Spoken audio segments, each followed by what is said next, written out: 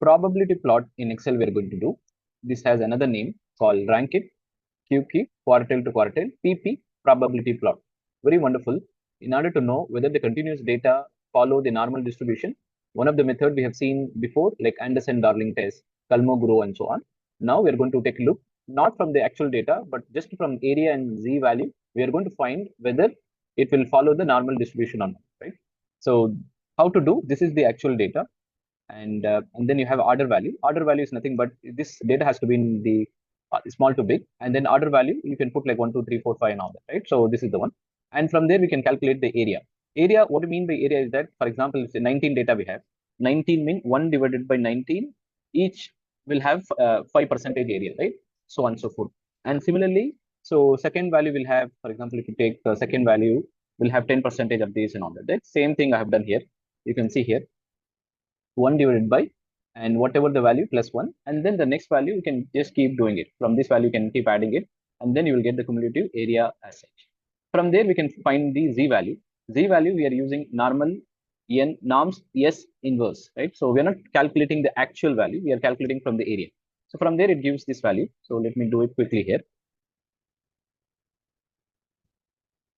Okay, last one, and then I'm just taking the area, right? Here area is this one, so I'm just adding it here. Now you see these two, within these two chart, we can see the chart is ready. You can go to insert and then recommended chart. In the recommended chart, this chart will come up. So you can see here. So it is like almost like a linear, right? So linear, and then the interpretation is that normal probability plots show more or less straight line, straight linear line, right?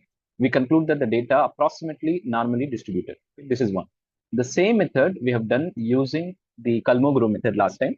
We have just taken the data, and this is from the actual data, and then the same thing cumulative, how much number is there, and then we find out the expected value, and then we did the ranking method, 0, 5% and all. And then from there, the same formula what we repeated here, norms S inverse. And now this is how, and from there the same probability plot you will get it. Even in Minitab, I've got the same values. The only extension will be that if you wanted to find out the actual one, like Kolmogorov, Anderson-Darling, and so on, you will find the actual one where you depend on the processing time, and then you will do it. And then the difference between the this is the expected value or this is the actual value, you will get the differences, right? So the differences you can get to know, the maximum differences you can see here, and it should be greater than 0.1, right? So 0.05 generally in an Anderson-Darling. Like this, we can conclude that the data is null. So this is also very, very helpful. Another one is that you can easily find through the skewness and kurtosis value should be -2 to +2. This also you can find it. I hope you find this one useful. Please do like, share, subscribe channel. You have wonderful.